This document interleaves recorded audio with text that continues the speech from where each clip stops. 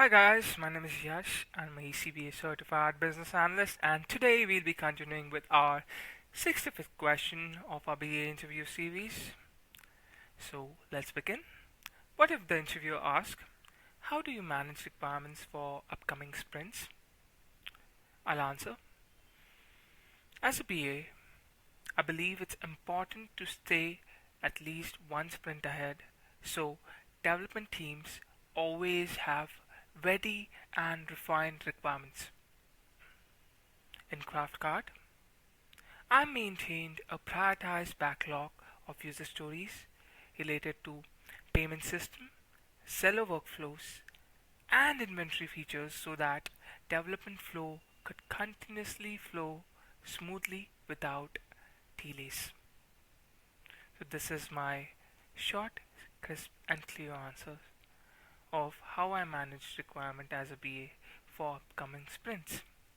Now, I'll delve a little bit deeper and make you understand because, as you know, my perspective is not just to read the questions and answers in the interview, it's more about to make you understand, okay?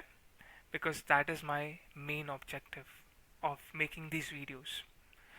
So, as a business analyst, I believe it's important to stay at least one sprint ahead.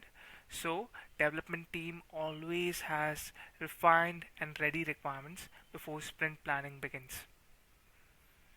I usually maintain a prioritized product backlog, refine user stories regularly, define acceptance criteria, clarify dependencies, and work closely with product owners, developers, and QA teams. My sprint requirement management approach. Before the sprint start, I ensure that requirements are clear, user stories are properly estimated, acceptance criteria are defined, dependencies are identified, and stakeholders have validated the scope. I also conduct backlog grooming sessions, requirement clarification meetings, and sprint planning discussions. This helps reduce confusion during development. I'll give you my CraftCart project example. In my CraftCart project, I maintained a prioritized backlog for features related to payment retry workflow, inventory validation, seller confirmation, and order tracking. For upcoming sprints, I defined user stories in advance and ensure BPMN workflows, business rules, and acceptance criteria were already documented before development started. This helped the development team continue implementation smoothly without delays. As a BA, I also answered developer queries, updated requirements when changes occur, and coordinate with QA teams for test readiness. The goal is to ensure that sprint starts with maximum clarity and minimum blockers.